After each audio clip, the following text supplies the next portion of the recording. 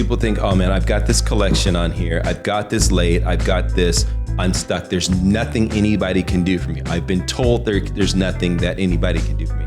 That is not true. Anything can get removed off of your report, just giving it enough time. So typically a 30-day late will come off within 60 days. Okay. Sometimes less, but that's how you do it. You don't go guns blazing. That's why I find people, they're like, oh, you can't get a 30-day late removed. There's no way, blah, blah, blah. And there's a lot of these companies that are sending in letters after letters, because what they're doing is they're going to Google, hey, what's a dispute letter for 30 days late? And that dispute letter is going for the jugular. You don't want to do that. Your bank, whose house you live in, And also, they're going to say no. All right, guys, welcome back. Sam Maurer, our episode 5, and I got a special guest, Gerard Brazil, Paradigm Credit. Do you want to introduce yourself? Yeah. Hey, like you said, Gerard Brazil, Paradigm Credit Repair. I'm happy to be here. Such a nice privilege to be in this nice podcast office. It is First pretty podcast nice, huh? I've ever done. Yep. Yeah, it's cool. I'm happy to be here, and I'm happy that you're here. Tell us about a little bit about yourself, how long you've been in business, and where. I'm curious on, kind of talked about it a little bit before, but I didn't want you to talk too much about it because I wanted to have something to talk about on the podcast. But tell us about your background and how you got here, and then also after that, if you want to explain how you got that name, that'd be great. All right. Well, briefly, because not everyone wants to know all about me, but 43, a wife, 2 kids, 2 boys. Been married for 22 years. We got a 20-year-old and a 16-year-old boy. I'm from the Bay Area originally. I've been self-employed for about 22 years now. I had a construction business. Actually, I had a cleaning business. Then I had a construction business. Been on that grind. Yeah, on the grind. Yes, Yeah, exactly. I get it. So no paycheck that's coming in from. I get it. So you gotta roll. But Yep.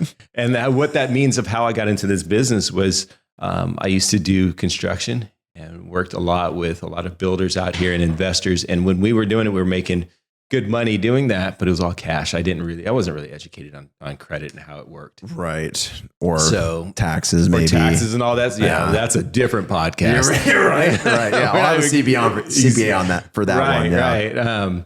So, and long and short of it is when that business went down, I started realizing like, okay, my credit is not where it needs to be because I'm trying to, basically I ended up getting myself into some trouble, credit issues myself, and just not doing things right, not educated properly about it. Yeah.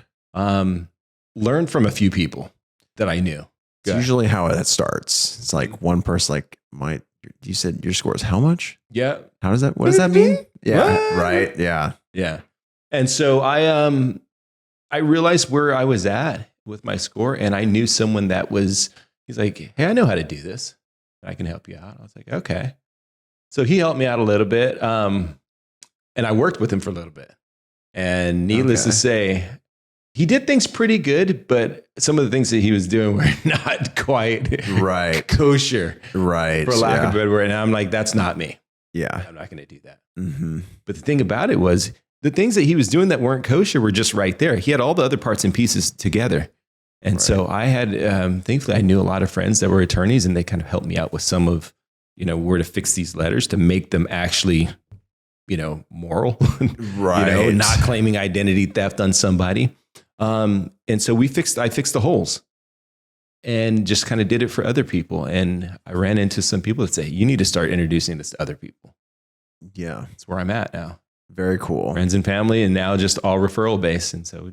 Do pretty good on a referral base only. Yeah, absolutely. I mean, at the end of the day, I sent you my first client, and it sounds like things are going well. And I like your approach because it's very no bullshit. Like, it's very based off the work. This is what you do.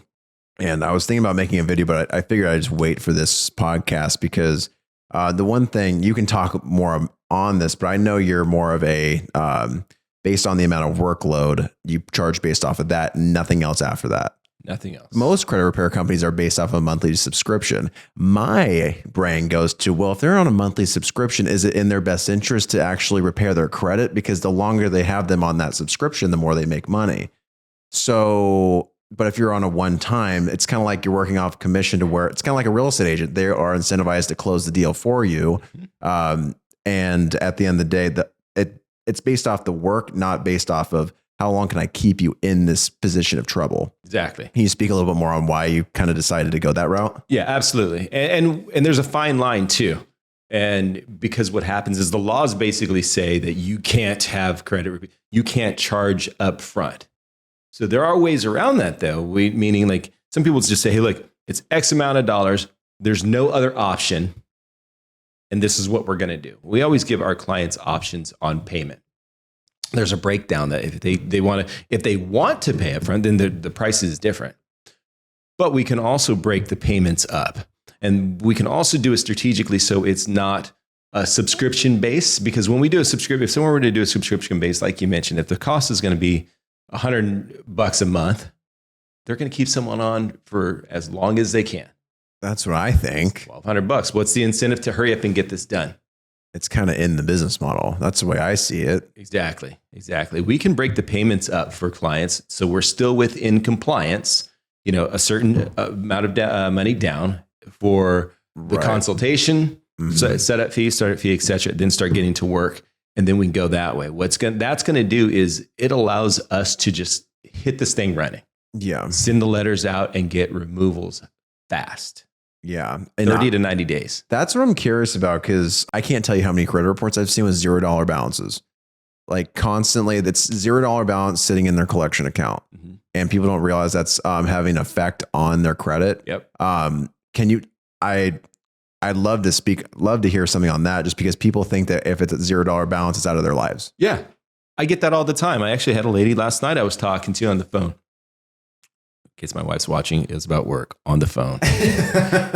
But no, very smart. She said, well, I only have one item on there. It's my truck that's, that's like 18 lates on it. Yeah. And I went through, I said, okay, well, let me look at the credit report. And I mentioned to, well, you have this and it's got zero balance. It's a credit report. You've got that's a zero balance. There's a late pay. She said, but that was years ago. And she was telling me all these things she says, but I paid that off. I said, yeah, but it's still on your credit report. It's still a ding. Once you go past 31 days, it's there. It's kind of almost like what's called the MIB, the Medical Information Bureau. Yeah. That means anytime you've ever gotten sick, coughed, or went to the doctor's office, or even called the advice nurse, that's on a list. Even if you're better now, it still says that you had this at one point in time. The good thing, and it will stay with you, you cannot remove anything from the Medical Information Bureau. The good thing is with the credit report, once we get that off, they can never look back at it. It expunges it. You'll never be able to look back and say, well, at one point in time, you did have this late on you. That's the cool thing about it. It's cleared off. Yeah. Interesting. Mm-hmm. When it comes to actually like taking a collection off, like I guess it depends on like if there's a balance on it or if there's a $0 balance, depending on if it's an installment, revolving, or et cetera, or even a mortgage. Let's just take the example, middle of the road installment loan, like on a car loan, we see lates all the time. Or maybe that was put in collections. What is the impact or the positivity you can see on your score if you were to take something off like that, just like one account, like just ballpark? Yeah. So great question. Typically what happens is it's all algorithmic too. And there's something called time decay. If you get a collection tomorrow, it's going to cost you 40 points. Typically about 40 to 50 points a collection. That's a big ding. It's a huge ding. It's a big ding. It's massive. That's 50 points. Yeah. I mean, that's just... And on my end, 50 points can mean 0.25% to 0.5% interest rate worsen. Yeah. So that's a big difference. Exactly. Because people ask me all the time, hey, well, what's my score going to be? And I tell them, I cannot tell you exactly what your score is going to be when all this comes off. I can tell you, though, that the collection cost you 40 to 50 points today. In a year from now, it's only going to impact you about maybe 30 points. 2 years, it might only be about 15 points. It's kind of like a diluted effect. It's called time decay. That Even makes like sense. With people that trade options, they know something called time decay. So what happens is the less it's going to affect you. So I can't tell someone, hey, you've got 18 collections on here, and now you're going to get 18 times 50 points on it. What's going to happen is some may not cost you anything. You may not get any raise in your credit in your score, but the lender may not want to see that collection on there either. Right. Yeah. Like for instance, like with FHA, you can't have any more than, excluding medical collections, which is interesting. Mm-hmm. You can't have any more than $2,000 carrying balances on collections. So if it's above that, you can't go FHA at all. And of course, you're going to have limitations on any financing when you have collections as well. And I'm sure you have people that are like very anal of like, I'm at 750. I want to get to 800. How do I do it? Or like, or you have some people like, I'm at 500. What do I do? So I guess, how do you handle a difficult client that has so much it's almost hard to even pinpoint. I guess the question comes down to, what are the spots that you pinpoint first when you're tackling a credit report, trying to improve their credit? Negative items. That's the first thing, because that's all we can take care of. Because the two things that are going to impact someone's credit score are the negative items and then credit utilization, which basically means if they've got $10,000 worth of bills, credit utilization, and that's their balance is 10,000. We can't pay their bills down for them, but we can get the negative items removed. That's the toughest part. That's on the client. We can't do that. I'm not going to give someone 10 grand to pay their bills down. Right. They can give me 10 grand to get their credit cleaned. You're not the IRS. You're not printing money. No, exactly. Or the government. Whatever. Central bank. Yeah. Exactly. That makes sense. I mean, at the end of the day, credit utilization, that's like the first thing I recommend to my clients before I usually I'll refer to you and I'm like, there's too much. I don't even know what to pinpoint, because sometimes, like, for me, I know I have different goals with my clients. Like sometimes it's like, Gerard, this client, like for them, I want you to keep working with them, but the goal is to bump them up 40 points to get them to be able to qualify. Like for instance, the client that I sent over to you was get them over, I believe it was 640 to be able to qualify for this X program to be on as a co-signer to help their kids buy a home. Right. The idea is I told her, I won't say her name, but I told her, like, once we get past that score, I want you to continue working. Like the idea is to continue working on that, because that leads to my another question is how can a credit score really affect you? Because I know it affects you on the mortgage side, it affects you on the installment loan side, but is there any weirdness or any non-known what your credit score can actually affect you in your life? Insurance. Some insurance companies will actually look at that. Really? Yes. The big thing is employment. So an employer can actually say, hey, look, depending on the type of job that you're looking at, I know especially government too, they have every right to ask you to pull a credit report. Really? I've never heard of an employment onboarding involving a credit report. Think about why that makes 100% sense. It makes absolute sense. It comes down to personal accountability and ability to repay as your personal accountability and responsibility. Yeah. I had a client not too long ago. She was a state worker and she was getting her wages garnished, and because of something, and her credit score was, she was in the low 500s. Yikes. She got a threat. She worked as a social worker. She got a threat from the state. If you do not get this cleaned up, you are going to be... Really? Yeah, you're going to be reprimanded for it, whatever that might be. She didn't go into that.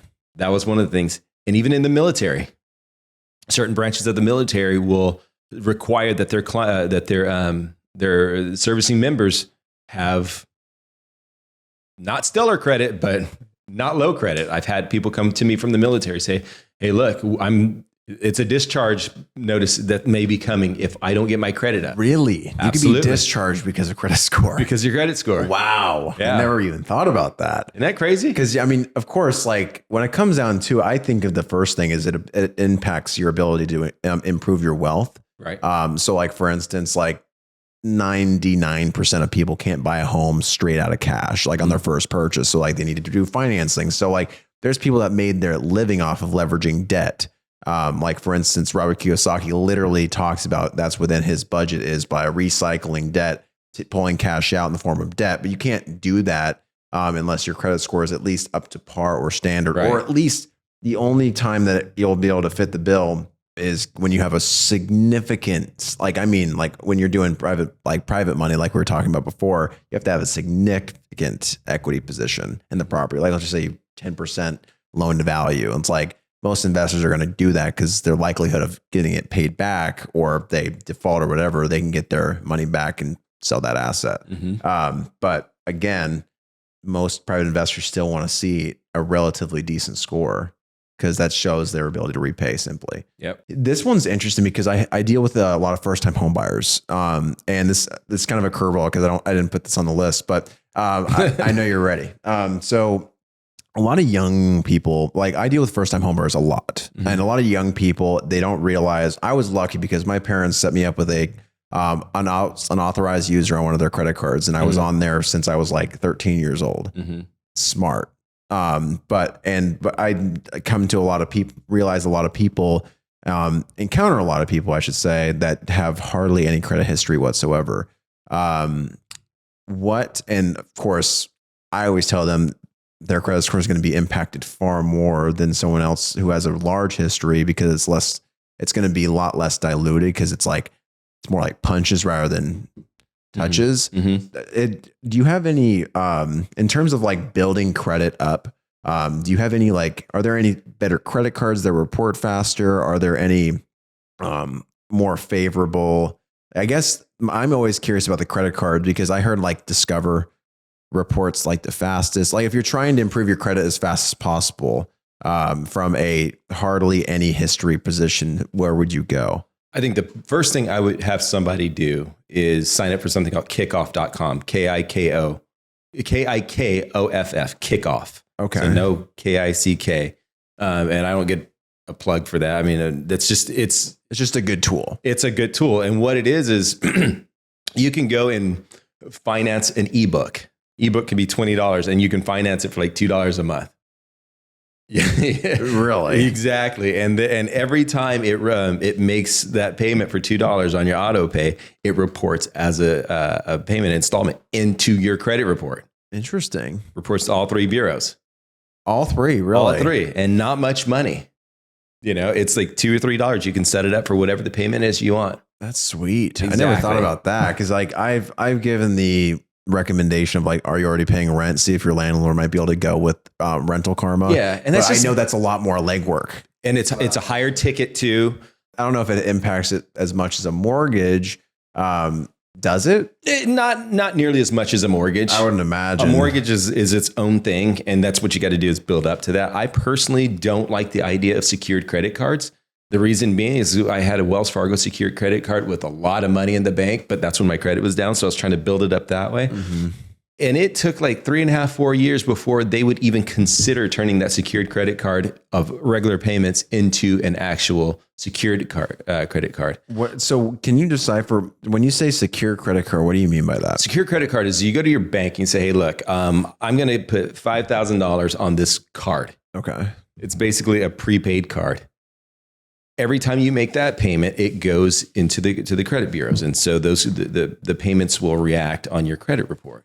Oh, okay. The problem is that I found is they don't carry nearly as much weight as an actual secured credit card. Now, that's what I've seen. They will probably tell you all day long, yes, they do. But I've seen people's credit cards, credit reports that show absolutely the opposite. And what happens is sometimes they don't turn that money back over. So this is your money too, mind you. Yeah. So if you want to take that money completely out, you got to close that card, or else you're going to be making a payment on something that it's like, this is my money. Right. That's tough. That's a tough place to be. And then now you close the card. Now it shows the closed account. Yeah. Closed account. My understanding is that the reason why you don't want to close an account is that essentially the more history, the better, the more dilution, the better. And when you close that, it's almost like closing a chapter in a book, but you don't want to be closing that chapter. Is that the good way to describe it? I feel like there's a better way. Yeah. When you close an account, it's gonna drop your score. It's gonna show like, hey, this is what you were paying, even if they had a good history up into that point. Yeah. So what it's gonna do is gonna temporarily lower the score unless you replace it with something else. For instance, have you ever seen like when we refied a few years back, what ended up happening was that loan shows now it's paid. That $300,000 loan shows paid. Paid my off. Score dropped like 90 points. And then probably bounced right back after bounced that. right back up it took like 2 months once the new loan picked up. Took 2 months? Took 2 months. I think this was back in when rates were like 2-3. Yeah. 0.00. Back in Neverland. And so everyone was doing it. I think so the bureaus got, bombarded with all of this. So it just couldn't really keep up. They couldn't keep up. Yeah. But that's what happens is whenever you close an account, it almost looks like, hey, that's not on your plate anymore. Okay. So, and it's not taking that in consideration. Sometimes that's why I tell people, hey, look, if you're trying to say buy a house. I've had people that say, look, if you can stretch your car payment out a little bit longer if you're trying to buy a house, because if you close that just before you get ready to buy a house, your score is going to drop. That's fascinating because that almost goes against the whole Dave Ramsey approach. Yes. Yeah, I have my opinions too. Isn't it? Yeah. I am the same way. I think understanding budgets and is a general good thing. Absolutely. But leveraging, I hate to say it, Dave, but this world is ran on debt. And if you can leverage that to your advantage to get where you need to be, the better, right? So what's your opinion? I can tell you have an opinion on this. Things are put in place for a reason. Debt is put in place for a reason. I don't think you should be in heavy debt at all, but debt is put there for a reason. If there were no debt on homes, where do you think this economy would be in the United States? Every debt is run off of home purchases. It's true. That's what this economy is based off of home purchases, buying and selling. I think it's like $200,000 to $300,000 that goes back into the economy per home that's built in California. Right. From the build, from everything, the taxes and all that kind of stuff, just from per house. So if you don't have any debt, or you're telling someone, hey, go ahead and purchase this car for $50,000 cash. Who has that kind of money sitting around? Most people don't. No. Buy this $350,000 house in South Sacramento cash. Who has that? No. I think the philosophy is coming from someone that really can't. It's like, hey, look, yeah, that's easy to say. Hey, eat your food when you've already been fed. You're hungry. Right. Whatever. It just. I've just never liked the philosophy. It's coming from someone that I don't think can understand what the average person that has to go in debt for things about are. I think the general idea of what he's trying to do is trying eliminate bad debt. I think like if we can focus on the bad debt, like for instance, like you're talking about credit utilization, if you can get that down ideally below 40 or even 30%, that would be huge. If you could focus on that as a goal, and of course that would be a milestone, and then pay it off, and then start being able to pay it balances off every single month, then you're in a rhythm. Yep. And by the way, I want to make sure you guys know, refinancing will not ruin your credit score. No, it will not. It'll bounce it back up. So you saw it bounce 90 points down. Did it bounce back equivalent to 90 points? Yeah. Actually, it went equivalent, and I want to say probably a little bit more. It probably went a little bit more. Yeah, because it closed it, but it just closed. It showed a $400,000 balance going away. It's a payoff. I mean, every single time we do a refinance, escrow always has to order a payoff. So it's just going from, hey, this guy holds it. Hey, I'm providing something better. I'll pay you off, and then I'm wrapping it back in, and I'm bringing it back as a new mortgage. So in the meantime, the bureaus aren't getting that; they just see it's paid off. Right. So it drops their score. But it came right back. The bureaus just work so slow, and I don't know about you, but there's some times where like what is the hardest tell is going back to kind of credit utilization. I've seen so many times where they'll pay a large balance off. And I would say most of the time it usually goes down firstly. And then it bounces up a little bit over where their baseline was before that. But I've seen sometimes where it takes months for it to happen. So how does it work in terms of like, I know different bureaus act differently, because I also see big swings between Experian, TransUnion, and Equifax. Like, can you speak? I kind of threw a lot at you, but can you speak on that? Yeah. So what happens is each of the bureaus, they don't necessarily talk to each other. I wouldn't imagine so. Yeah. Two different entities. Yeah. They're different entities. But what ends up happening is whenever you pay something off, that's why whenever we get something we dispute all three bureaus. We actually dispute 6 bureaus. We can talk about that later. But the 3 bureaus that we dispute, TransUnion, Equifax, and Experian, if something comes off one, it may not come off the next one the exact same time. So now you're looking at this discrepancy of, well, there's 100 points different between these two. I've seen that before. I've seen a 696 and a 592 or something like, and it's like, and then the low middle ends up being like 640 or something like that. Exactly. It's bizarre. Yeah. And we actually use that to our advantage too, because what happens is through the FCRA, the Fair Credit Reporting Act, that's how we get everything removed. Right. Fair credit reporting. Everything has to be in compliance. When it's not, they're on the hook. Yep. there's a law that says that, hey, everyone has to report the same. Experian is supposed to report the same as TransUnion, as Equifax. Yeah. So then when we see someone on someone's credit report, hey, look, these items came off, but this one didn't from here. How come you're not? We send that back to them and say, hey, look, no. Legally, you have a requirement. You're required to remove it. They couldn't validate it. Why is it that they couldn't validate it, but you could? Give us the reason for that. Right. And usually they can't. And the reason why they can't is a lot of times simply they're lazy. Yeah. They just, there's someone back east and no problem, no qualms. Anyone back east, don't get mad.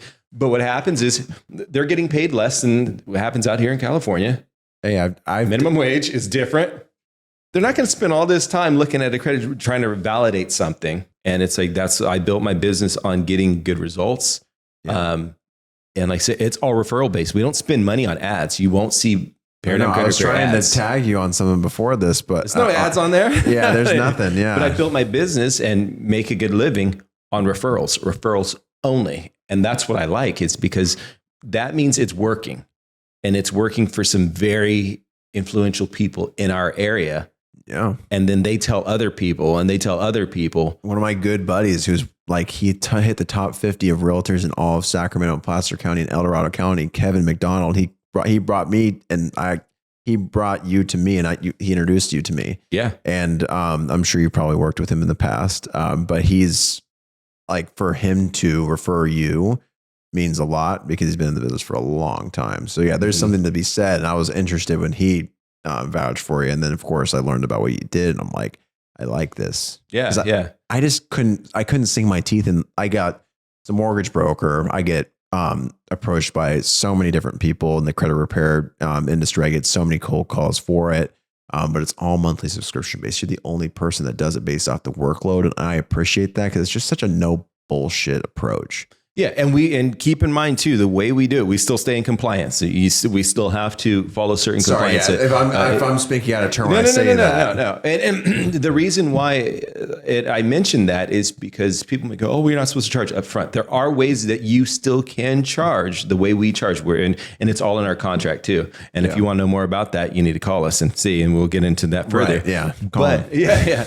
But what happens is it's, what people do, and it's given credit repair a bad mark, is because they will do, because what they'll do to get in compliance, very similar to what we do. There, you can charge for an application fee and a consultation / setup. That's what happens.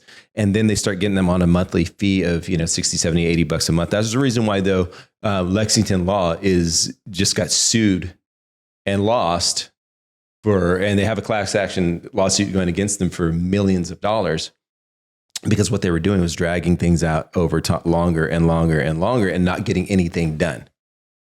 California says you can only keep someone on contract for 6 months. Oh, really? For credit repair. Well, I'm glad at least that's imposed. Yeah. So what happens in 6 months, if you're paying $100 a month, 6 months into it, you've paid $600, and what I get from everyone, it's like, nothing happened. But what happens is you're vested in it now. You're like, well, we already did this, honey. Let's just keep going. That's exactly how it works on the lending side. When people, it's like the bait and switch. I talked about it on my pod on a specific video. Sorry to cut you off. I just thought it was perfect because a lot of folks, they'll submit their documentation. They'll have their credit pulled. They'll do a full application because they were incentivized by a phone call and they spoke about a specific interest rate. Yeah. So like what I've heard a lot of loan officers do this is they quote really low to get them in the door. Mm-hmm. And then once they have everything in, they're already invested. They've already ran their credit. It's all settled. Everything's handled and done. And then they're like, oh, it's actually 7.5%, not 6.5%. Sorry. Yeah. But they're like, well, we're already invested. That happens a lot. Yeah. But that's how that's why you got to work with people that you trust, and are usually the best people to work with are done by people you trust and who they refer. Right. Right. Yep. Because like most deals I get are from agents that I've worked with. Same with you. Mm-hmm. So it just makes perfect sense. Mm-hmm. And do you ever get I have a question about, should I ask it, debt consolidation? I'm curious. It's because I cannot stand debt consolidation companies. Yeah. I think they're a crock of shit. I think they're completely a scam, in my personal opinion. But I wanted to get your opinion on a professional, because you're the professional here on this. So I'm going to put this in a way. Hopefully it's because there's company. I'm not in the industry, so I can talk shit. Yeah. Is it a scam? No, it's not a scam. I know. I see you rolling your eyes. That camera can't pick it up. That one can. No, roll my eyes. It's not a scam in the way of it's legal. It is very legal to do it. It is just one of those things. My mentor, I'm just surprised it is. Yeah, who taught me, who I go to. I was talking to him just before this. I'm like, hey, I'm gonna be on a podcast and you take it out. He's like, whatever. But he does debt consolidation. So there is a place for it. It's when you have too much credit. So there are people that we cannot help. If you got $20,000 in credit card debt and you're just maxed out and you have no other issues on your credit, I can't help you. Yeah. I can't tell you what some companies would go, oh yeah, we'll do this. We'll do an FTC report. We'll file fraud on you and all those cards go away. I'm not going to do that. I don't want to go to jail. That's false. You can't do that kind of stuff. Some people do. I don't. But that's where the other position comes in with a credit repair company, because what they'll do is, and there's big ones around here. That's fine. If that's their philosophy. I don't get into that. They basically say, hey, look, okay, what we're going to do is we're going to take $500-$600 a month and set it into an escrow account for you. And then after 6-7 months, you have to stop paying your credit cards, and then we'll negotiate in your behalf. So in 6-7 months, you've paid this company, $3,600, where you could have just put that towards your balances, or you could have just even helped that money, because you have not been. They're going to tell you not to pay the credit card. That's what drives me nuts. That's what happens. So you could have just, and then at 6 months, you know what every credit card company is going to do with you? Negotiate with you. But just before they get ready to sue you, they're gonna say, hey Sam, I tell you what, you got $20,000 on this credit card. We'll give you an option. One lump sum payment of maybe $11,000, or we can split it up in 6 payments. By that time, what would have happened? You would have saved up a little bit of money and said, yeah, let's do this, the 6-month payment. And you could have done it all yourself. Right. But when you use a debt consolidation company, you've already paid them $3,600 for the first 6 months and nothing has happened. Mm-hmm. Except your credit score went from a 700 to a 500. 50. Yeah, it's just horrible. And it's going to keep going that way, because you're always going to be in the rears making those payments. Those lates are not going to go. It's the interest, the charge off that you're going to have on your credit report, that makes me sick, is not going to go away. There's just a company that's doing it for you, and you're going to continue to pay them however much to negotiate. And that's it. So is it legal? Yes. It's just, I tell people you could do it all the time. It's just a gap that if you have a credit repair company and you can't help someone out, do this. And it's a quick way to get some money. I personally don't like it. Sure, someone can say, well, you're missing out on a lot of money. Okay. Yeah. It's just, if you can't afford it, they're going to tell you to stop making the payment. Right. And stop making the payment. And Visa will reach out to you and offer you something. Yeah. Guaranteed. If not, they're going to sue you. Yeah, I cannot stand the do not make a payment type of thing. And I get if you you absolutely can't, but if you're paying someone an upfront fee to then pretty much do what you could just wait to then negotiate, because what I think about too, I mean, who's to say that you can't? You have a outstanding balance, maybe your limit's 10,000, you're at 10,100, and it keeps accruing. And I just, if it were me, well, let's just say it's not me, but you could. Who's to stop you from going like, hey, I can do this. I'll give you 30 cents on the dollar, or I'll file bankruptcy. You get nothing. What would you like to do? Yeah, you used to be able to do that. They don't bite on that anymore. They don't? No. They're not going to, they're like, okay, whatever. You're not going to go ahead and do it. And then, because what happens is then your bankruptcy attorney has to send a letter to them, because that's what the bankruptcy attorney will do. He'll send a letter to all the creditors and let them know they're only going to bite on that when that letter comes through from an attorney. And an attorney can't do that when it's not really going to happen. That's actually falsehood. So they can't do that. Interesting. I was actually I was a creditor in a lawsuit. Oh, really? Yeah.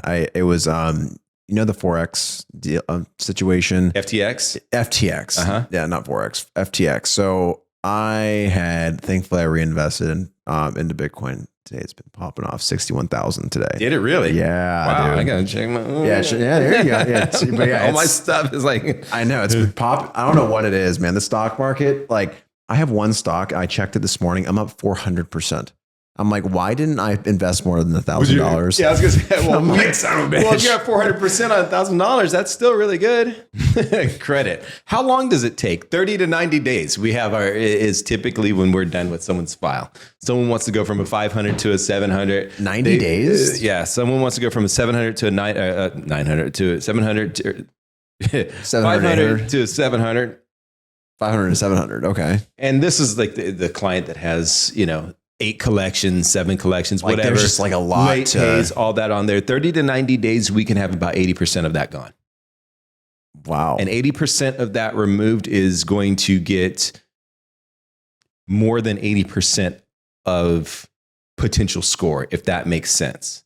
Because what happens is, like I said, so I've gotten collections removed that when the collection removed, their score goes up 3 or 4 points. It means almost nothing because it's almost ready to fall off anyway. So that's why I say, that's what's nice about with what we do and how fast we can get it done is within, that 3 months, they're going to be able to qualify probably within month 2. Because that's interesting. Because when I first got into the business, like 4+ years ago, it was, 4 years ago, it always seemed like it was presented like it was going to take like 6 to 12 months to see like a significant increase in score. But that's nice to know. I bet a lot of people listening it's really intriguing and also what's the word? Just they have encouraging, hopeful, and because I know that credit score. I deal with rough credit scores all the time, and I'm actually developing a list to send over to you because it's, for one, it's really helping people open up new opportunities in their life. Right. And 2, it allows them to focus on, well, for me, it allows them to access something that not a lot of people get is home ownership, which is fantastic. And I think it's just a lot of people still kind of take the victim mentality of like, some people are looked at different. Have you seen any situations where people are looked at differently because of their color of their skin, ethnic background, or whatever the case may be? Yeah. Have you? Yeah. I mean, I've seen it all the time. I've grown up black in the United States. I was just curious, from a credit reporting standpoint, do you see any, they see, or they know the ethnicity and they see that they're not attacking it or reporting it properly? Do you see any, I know that there's history of the African community there wasn't availability of credit until the 1950s or 60s for African Americans. Yeah, there's so a lot generationally wise, a lot of I just know that I've heard from clients that it just wasn't educated by their parents because they were learning it themselves. Is there any truth to that at all? I have found in almost every community, it just wasn't taught in school. Nope. And for some, I think even more so. I mean, I can't speak on every race. I don't think the reason why my parents didn't talk to me about credit was because they were black. I think the fact that my parents didn't talk to me about credit was because it's just nothing that they were talked about. I run into white people all the time that say the same thing. Oh yeah, I don't know anything about credit. Yeah. So I think it's just how you're raised and what you've been exposed to, because it's not taught in school. Credit is not taught. There's a little section in economics that is taught, but that's nothing. Not really. Probably not. I was homeschooled, so yeah. Because I'm even thinking to college, finance or anything like that. There's nothing that talks about the importance of. The only thing that's portrayed is pay your bills, but they don't really understand, because there's a lot of bills that aren't reported to credit, so it's not really defined as revolving installment mortgage. Like I always say, that's if you can have those 3 and have a great history with those, 2 credit lines, an installment loan, and a mortgage. Well, you can kind of swap out the other. Then you have the ability, if you have a good score, you'll be able to pop up to the 800 plus mark. Do you need a diversity, or I always found it really rare to see anyone over 800 score not have the three: a credit card, installment loan, and a mortgage. Exactly. You need that diversity, or if not, you'll have what's called a thin credit file. So for instance, like my son, once he turned 18, I put him on a credit card that had zero balance, but it had like $20,000 limit. And his $20,000 limit? Yeah, I put him on. It was my card as he was on as an authorized user. I was like, dang, your kid's got a no. They won't give him that. Limit. Yeah, no. They won't even give him that. But when I put him on a card like that, his score went from basically a 0, nothing on there, and in 4 months he was like a 770. Wow. But he couldn't buy a house. Even if he were to say, "Oh, I make $100,000 a year," trade lines. You need trade lines on months. there. It's going to look at history too. Yeah. They're going to look and say, "Okay, well, this guy just got put on a credit. We're not. The bank's not. Hey, we're going to be boo-boo the fool and sit and get this guy a mortmortgage." No, they're not going to do that. History of ability to repay. Yeah, you need to have what's not. Thicken the file up. And we can help people with that too. We have for the people that I ran into someone yesterday that she had like 4 cars, no credit cards, no nothing else. And she's like, I need to get a mortgage. She's probably not going to get it. Yeah. And she's like, well, what else can we do? So we gave her an idea to put her on as an authorized user. She didn't have family. I always tell people, have family do it. Yeah, that's the easiest route. Have family do it. The problem you have to worry about family getting on an authorized user, look you right in there, because you tell them, hey, I want to borrow, put me on your authorized user for a $20,000 trade line. You need to make sure that they don't spend more than $4,000 a month on that thing and they pay it off, because once it starts going over 30-40%, that's going to drop your score down. It's tough. So we keep our cards, the cards that we have available to us that someone wants to get on to boost their score at 0% balance or 0 balance. That's a quick way for someone that does not have enough score or a thick enough file. We can get them where they need to be within 30 days. That's crazy. And that will pop their score. I mean, that's how you get over the 800s. But I tell people, don't worry about getting an 800. It's not going to make too much of a difference. Yeah, it's. I will say it's tough because it's very tough. In the mortgage industry, they changed their guidelines for credit score thresholds for getting the best credit score. Mm-hmm. So it used to be over 740. Yeah. Now it's over 780. Mm-hmm. And you don't see a lot of over 780s very often. I always check my free score just because I know it's a good metric, but I never go like that is my end all be all score. So like I checked it the other day. This is not a brag, but it showed 828. Bam. I'm pretty proud of it. That's good. I know that I'm probably closer to 800. First and foremost, I wanted to make sure I brought this up. So with the mortgage, you need 2 trade lines, 24 months, or at least 1 trade line for 36 months or 3 for 12 months. It's interesting how that works. Most of the time it's 2 trade lines for 24 months. Okay. So credit lines, credit cards. But going back to this, like getting over 780 is that the required, assuming all else is good, collections are solid, and someone's just like, they're trying to strive for the best credit score. And don't get me wrong, it's not a huge difference, but I have some clients that are very much, they want to get over that 800 and yeah. I had clients, it's cute. They're married. They're the cutest couple ever. They're like one of my, and they want to fight who gets the highest score. Yeah. I say it all the time. I gave them a trophy at the very end. Like who had the highest credit score. It was like that, but I think that's cool having that competition of like who's going to have a better credit score. But if you were to give 3 tips, or 3 items to focus on when increasing your credit score, what would you focus on if you were middle of the road, not great in the 500s, trying to get above that 700 mark? What would you do if you were to just give tips? I tell people if your credit score starts with a 4, 5, or a 6, come see us. Yeah. Typically, when you're in the mid upper 6s, that's only because of credit card debt. Typically. Okay. But if you're trying to get out of that area, the first thing I say is late payments. You got to stop those. Okay. We can get the late payments removed, but be current, and then let's get the late payments. You can get the late payments removed. Absolutely, we can get late payments removed. That's big. That's huge. That's huge. Huge.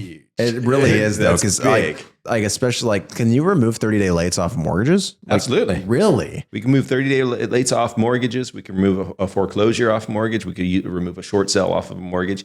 If it's derogatory on your credit report, give us enough time and we can get it removed. Bankruptcies we can get removed. Keep in mind though, bankruptcies that we get removed just come off the report. It does not actually go to the title, and we don't remove it from the actual bankruptcy court. We just get it to not show.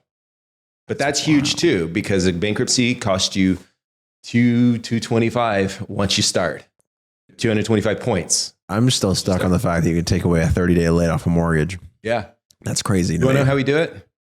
How? It's kind of funny. The first thing, and if you want to do it yourself, it's probably not going to work for you because I know the secret sauce with it, but you have to send in a goodwill letter.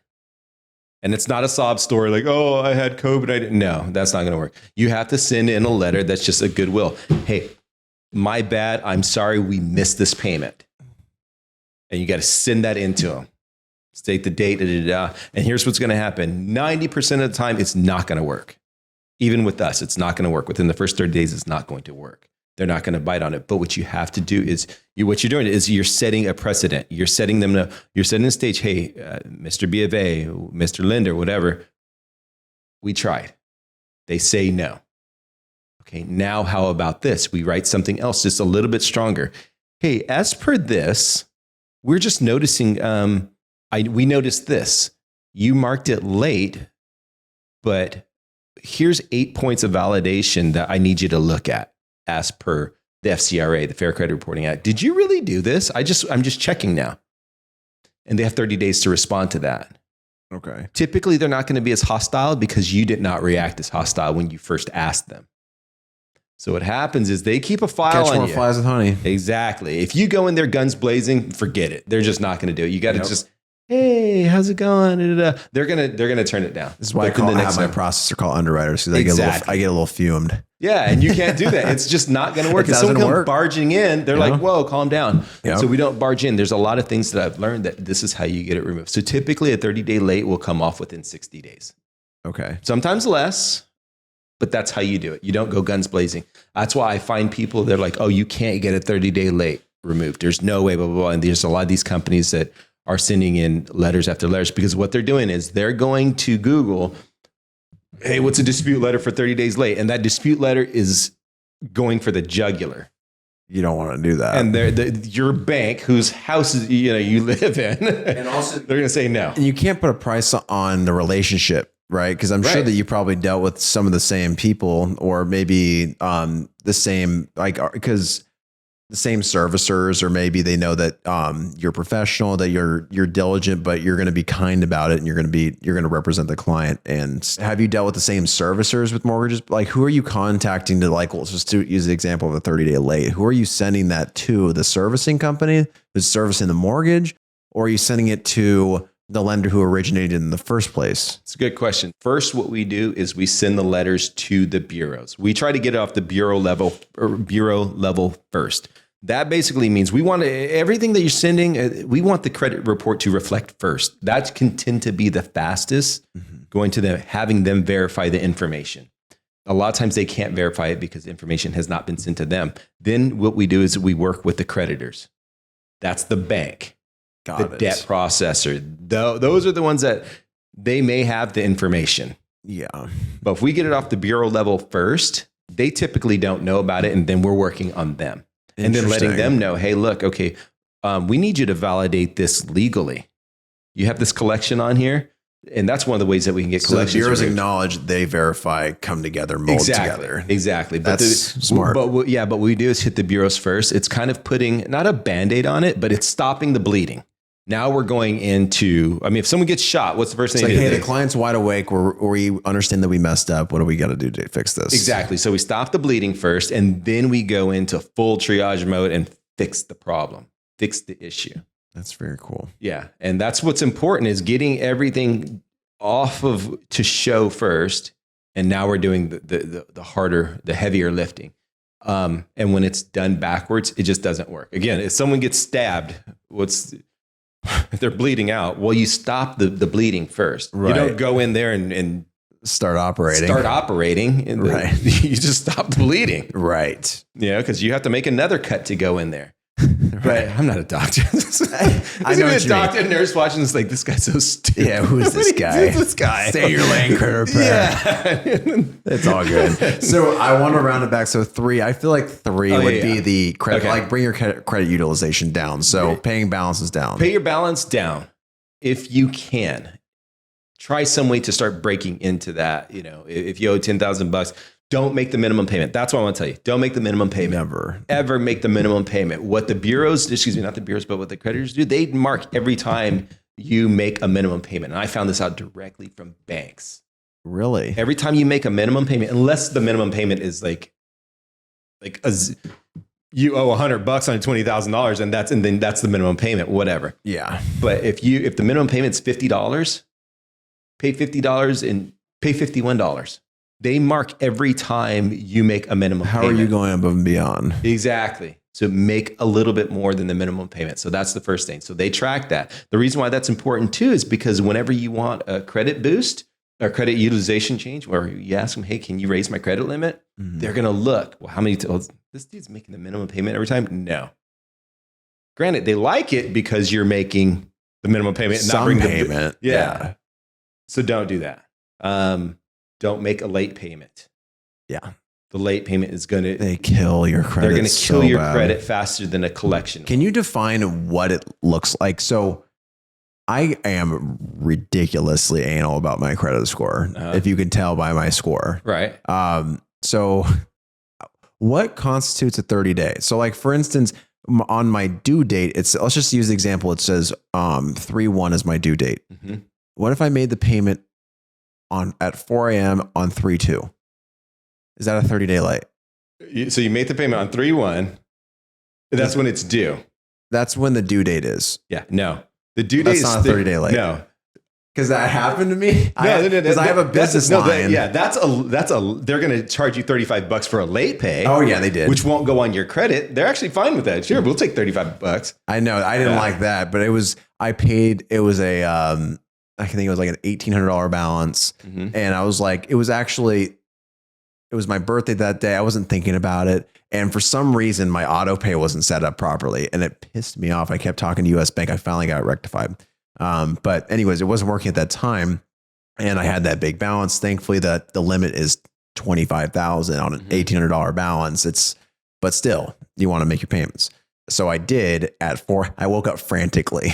4 a.m. and I was like, I didn't make it. Yeah. And I called US Bank directly. I think you should be fine, but I wanted to ask you directly. So that's not a 30-day late. Okay. 30-day late is 30 days. So 30 days, 30 full days. If it's due January 1st, it's 30 days from that point. And it will be 30 days to the 12/01. Because it can get confusing because when people see a late fee, they associate, is that a late payment? Yeah. Is that going to be recorded as a late payment, like 30-day late? Like, I'm glad we just that's just a late fee. 30 days is when that sucker goes late. And that will go on your credit. Does it start accruing interest the next day after the due date? Yes. That's what I thought. Yeah, it's minimal because it's done cyclical throughout the day. Sure. I mean, I wouldn't mess with it. So that might be another tip too, is also try to get as many people look, I want to throw in all these credit cards. I want 15, 16 credit cards. You're going to miss a payment. Yeah. You're going to start forgetting about them. You don't need any more than 3. Here's what I suggest. Some people don't like Costco, whatever. I love Costco. Get a Costco City card. Get an Amex and get one from your bank. The reason why you want one from your bank is just to keep a good relationship with your bank. Okay. Mm-hmm. The reason why you want the Costco cards is I shop at Costco. You get the stuff that's where we do most of our groceries and gas. You get great rebates for gas. Is it worth the line though? It's Costco. It's worth every bit. We'll have a conversation. That's it. I can't stand lines. I love Costco. I can't stand lines. I do not like them. Yeah. And then your Amex, the reason why I say you get an Amex is because if you need a higher limit, Amex, and there's other smart card that does that too. I'm particular Amex. I know. Had good relationship with them. Most companies will reward you if you continue to make payments. Your income is being reported higher. Like my Citi card, I get one like every month. I'm like, do you want to increase your limit? I'm like, I'm fine. Yeah. I have business credit cards, which are way higher. I don't need to go crazy in my personal. But I will say to that point though, that doesn't hurt. Take that limit and increase. You're trying to get to that score Might up. as well. It's going to help your utilization. It'll help your utilization when it gets your score up. That's why that's a good tip. Boom. There you go. All right. So we got more than 3 tips. We got more, but I think generally speaking, it comes down to keeping your credit utilization down, ideally below 30%. Yep. And second is making payments on time. No late payments. No late payments. So 30 days from the due date. And what's a third? The third is if you have collections, if you have something derogatory, come see us. Yeah. Because that's where we can help. Because people think that if they have to pay it off in full but again, I can't tell you how many times it just sits on their credit, but that's not helping them at all. It needs to be taken off. Yeah. So that's important. And you're not stuck. People think, oh man, I've got this collection on here. I've got this late. I've got this. I'm stuck. There's nothing anybody can do for me. I've been told there's nothing that anybody can do for me. That is not true. Yeah. Anything can get removed off of your report, just giving it enough time. Typically enough time. If every one of my clients does what they're supposed to do by not interfering with what we're doing, the longest it might be is 5 months. Yeah. The longest things are bankruptcies and student loans. Those two take the longest to get removed. Yeah. And at the end of the day, if you're trying to figure it out yourself, it'll probably take you that long. And then you'll realize, well, I've tried. I should probably talk to Gerard now anyways. Yeah. So, and do that at first. Don't try to do it yourself. That's what I would do. I would go straight to you. I hire a plumber because they are professional at being a plumber. Yeah. I hire an electrician because they're professional at electrician work, or a mortgage broker because that's what they do. Credit repair. Like, I think the smartest people in the world know how to delegate, and the fastest way to get somewhere is to go to the freaking professional that does it. Yeah. That's not what you do. I don't sit here and talk mortgages. I know rates are high. I don't know what they are. They're high. I don't talk, loan to value and stuff like that. Sure. I stay in my lane. That's why I even told you we don't do anything like the the debt consolidation. Yeah. That's not my lane. I could learn it and take $600 from somebody every month, whatever. That's just not, we focus on getting deletions. And that's what we're really, really, really good at. Getting deletions. Deletions, getting off your credit report, translates directly into a higher credit score, which means lower interest rate. And that's all I do is talk low interest rate. If that's what, lower interest rate, more money in your pocket, stop paying $3,200 a month for a 3-bedroom apartment, 2-bedroom apartment in Roseville, and put that money toward a $600,000 house. Yep. Boom. Boom. It's that simple. And then let us do the heavy lifting with it. Credit score is the foundation to be able to build wealth. I really do believe that. Absolutely. And I just want to say thank you so much for being on. I really, really appreciate it, my friend. I got to have you on for a next one because I know we got a lot more we can definitely talk about. Then we're going to start going into Bitcoin. We're going to start going into XTF, Sam Baker, whatever, all that kind of stuff. Altcoins, yeah, we'll create one. Yeah. All right. Well, that is episode 5. Thank you again, Gerard. Absolutely. Thank you for having me. See you guys in the next one.